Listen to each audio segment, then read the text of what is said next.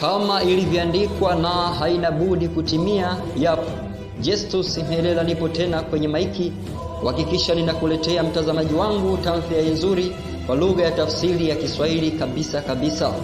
Ufunuo sura 19 mstari wa 11 inasema, kisha nikaziona mbingu zimefunuka, na tazama farasi mweupe, na yeye aliyempanda aitwaye mwaminifu na wa kweli, na yeye kwa haki ahukumu na kufanya vita.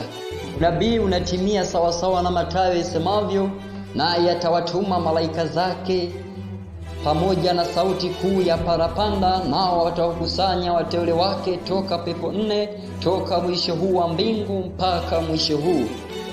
Na tena andiko lingine la nena, watamtazama yeye waliomchoma, kila jicho litaona ishara hiyo kubwa, kila sikio litasikia sauti ya parapanda kutoka mbinguni, Yesu akiwa anakuja na mwaliko mkubwa wa malaika.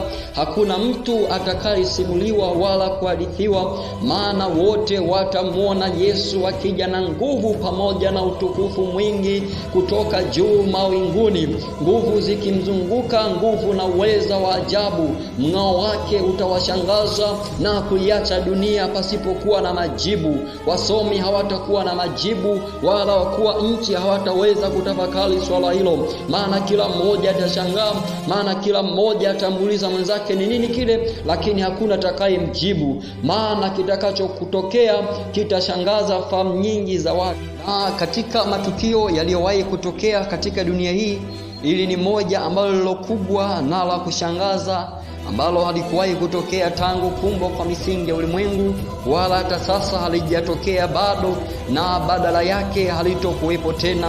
Tukio kubwa la kushangaza kama ile ambalo wengi watashangaa kutoka maeneo mbalimbali, wataacha shughuli zao na kusimamisha kila kitu chokifanya, wakishangaa ishara hiyo kubwa, wakishangaa tukio hilo kubwa litakalotokea na litakaloonekana kwa wazi katika mbingu. Mtazamaji wangu, kama bado haujaokoka, ni wakati wako sasa wa kumwamini Yesu, ili haya unayoyaona na kuyatazama yatakapokuwa dhahiri katika wazi kabisa, nawe uwe miongoni mwa watu ambao watakuwa na amani, maana wataufurahia ujio wa Yesu, maana ndio mwisho wa dunia.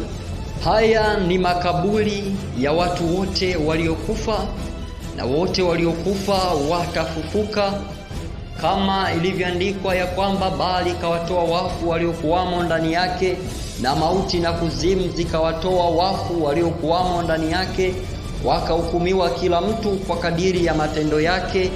Maana hakuna nafsi hata moja itakayosahaulika, bali wote watafufuliwa kutoka maeneo mbalimbali katika hii dunia. Waliokufa katika maji, waliokufa katika maeneo mbalimbali watafufuliwa kwa ajili ya hukumu hiyo ya siku ya mwisho. Kisha nikaona kiti cha enzi kikubwa cheupe, na yeye aketie juu yake, ambaye nchi na mbingu zikakimbia uso wake, na mahali pao pa kuonekana. Na hivi ndivyo vitabu vitakavyotumika katika hukumu ya mataifa yote siku ya mwisho. Katika siku hiyo ya mwisho, maelfu na maelfu, mamilioni na mabilioni ya watu watakusanyika mbele ya kiti cha enzi cha Mungu kwa ajili ya hukumu.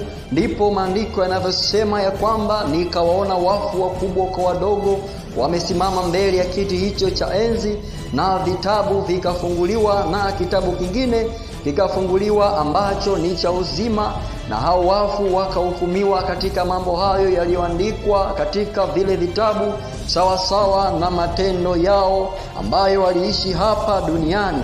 Watu wamesimama mbele ya mwanakondoo. Tazama alama ya misumari mikononi mwake. Tambua ya kwamba hakuna mtoto atakayejibia hukumu ya mzazi wake, wala mzazi kujibia hukumu ya mtoto wake, maana matendo ya kila mmoja yatakuwa wazi, sawa na yalivyoandikwa katika kitabu cha matendo kule mbinguni. Na awaye yote matendo yake ambayo hayakuonekana yanafaa, yaani maovu, alitupwa saa hiyo katika moto wa jehanamu ya milele. Kila mmoja atapita mbele zake, na kitabu cha matendo kitaweka wazi maisha yake halisi, ambao hawakujali wahitaji, ingawa walikuwa na uwezo mkubwa, walikuwa na fedha. Hao watahukumiwa katika jehanamu ya mateso ya milele. Hatutahukumiwa kwa ubaya wa sura, bali kwa ubaya wa matendo. Matendo ya uzinifu, matendo ya zinaa, ya ngono, hayo yatamfanya kila mtu anaishi kwayo kumpeleka katika jehanamu. Bwana hatatazama uzuri wa sura wala kutoa upendeleo wa aina yoyote, bali uovu wa matendo ya kila mmoja ndio utakaompeleka katika jehanamu ya moto. Matendo ya kila mmoja yataonekana alivyoishi hapa duniani: matendo ya dhuluma, matendo ya udhalimu na yale ya kupokea rushwa. Maana Mungu hapendi rushwa, hapendi dhuluma. Yeye anapenda wanadamu wote tuishi katika haki. Ziko dhambi nyingi ambazo zitamfanya mwanadamu akahukumiwa katika jehanamu, na hata vile kuabudu au kusujudia sanamu Mungu hapendi, maana ni dhambi na hukumu yake ni jehanamu ya moto, kama ilivyoandikwa ya kwamba, na iwapo mtu yeyote hakuonekana ameandikwa katika kitabu cha uzima, alitupwa katika lile ziwa la moto. Mauti na kuzimu zikatupwa katika lile ziwa la moto, na hii ndiyo mauti ya pili, yaani hilo ziwa la moto. Humu ndimo kutakapokuwa mateso ya Shetani pamoja na malaika zake walioasi mbinguni, na wanadamu wote ambao walioishi katika dhambi watateketea humo mchana na usiku, na maumivu yao hayatakoma milele. Na kitabu kingine kikafunguliwa ambacho ni cha uzima wa milele, chenye jumla ya majina ya watu wote waliomwamini Bwana Yesu na kuishi maisha matakatifu hapa duniani. Kila mmoja atapita mbele za Bwana Yesu. Hawa wamejaa unyenyekevu sana. Kitabu cha matendo kitaonyesha matendo yao mema, ambao walidumu katika kuomba, waliwatia moyo watu waliokata tamaa, walisoma neno, walihubiri Injili. Hao ndio Yesu atakawavika mng'ao wa utukufu wake na kufurahiwa na kundi kubwa la malaika huko mbinguni kwa kazi njema walioifanya hapa duniani. Heri uliokoka, maana Yesu anakufurahia sana. Kitabu cha matendo kitaonyesha mema ya kila mtu aliyotenda hapa duniani, waliowaombea watu neema na kudumu katika kukesha hapa duniani. Hao pia Bwana Yesu atawavika uzuri wa mng'ao wa utukufu wake daima. Malaika wa Bwana watawafanyia shangwe na ndelemo, wakifurahi pamoja nao. Hakika Yesu ni mwema, Yesu ni mzuri. Hata kama ulikuwa ni mzee, matendo yako mema hayatasahauliwa. Waliowahudumia wagonjwa na kuwajali wadhaifu kwa moyo mnyofu, hao nao Yesu watatokeza mng'ao wa utajiri wa utukufu wake. Malaika ni furaha, ni shangwe, ni furaha tele. Kitabu cha matendo chenye jumla ya matendo ya kila mmoja kipo. Waliodumu katika kuhubiri kweli kwa moyo mkuu, kwa ujasiri, hata watu kupokea neema ya uokovu tena. Yesu atawavika uzuri, atawavika mng'ao, atawavika utukufu wake, na malaika wataendelea kuenjoy pamoja nao.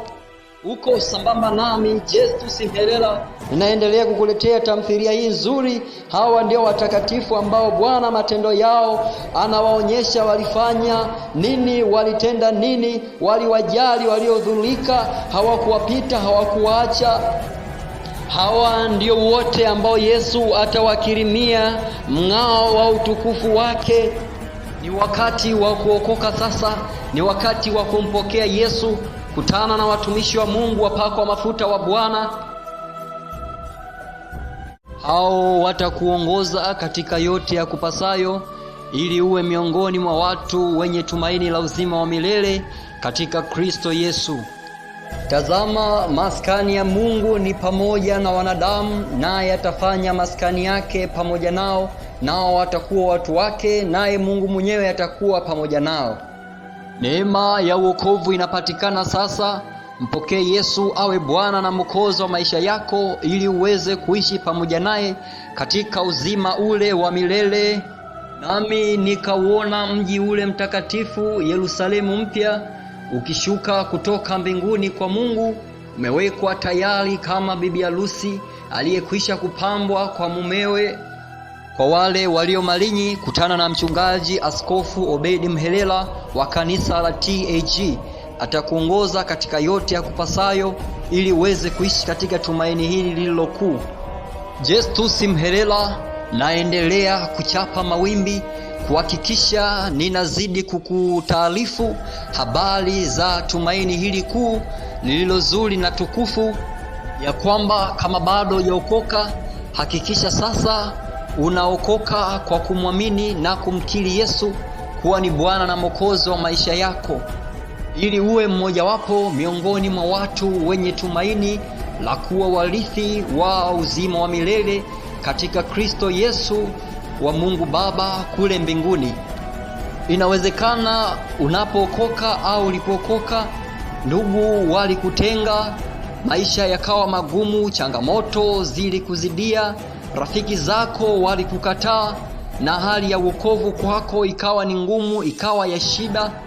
Kwa hiyo kilio kwako kikawa kama wimbo na maumivu yakawa ndiyo mtindo.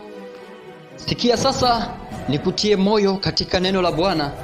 Huku hawatahitaji jua wala mwezi, bali mng'ao mwanakondoo ndiyo nuru yao. Naye atafuta kila chozi katika macho yao, wala mauti haitakuwapo tena, wala maombolezo wala kilio wala maumivu hayatakuwapo tena, kwa kuwa mambo ya kwanza yamekwisha kupita. Yohana katika Ufunuo anayashuhudia haya akisema, akanichukua katika roho mpaka mlima mkubwa mrefu, akanionyesha ule mji mtakatifu Yerusalemu ukishuka kutoka mbinguni kwa Mwenyezi Mungu, wenye utukufu wa Mungu, na mwangaza wake ulikuwa mfano wa kito chenye thamani nyingi, kama kito cha yaspi safi kama bilauri. Ulikuwa na ukuta mkubwa mrefu wenye milango 12, na katika ile milango malaika 12, na majina yameandikwa, ambayo ni majina ya kabila 12 za Waisraeli. Upande wa mashariki milango 3, na upande wa kaskazini milango 3, na upande wa kusini milango 3, na upande wa magharibi milango 3. Na ukuta wa mji ulikuwa na misingi 12, na katika ile misingi majina 12 ya wale mitume 12 wa mwanakondoo. Nami Justus Mhelela nina neno juu ya kanisa, ya kwamba kwa kuwa ipo ahadi ya kuingia katika raha yake, na tuogope mmoja wetu asije akaonekana ameikosa.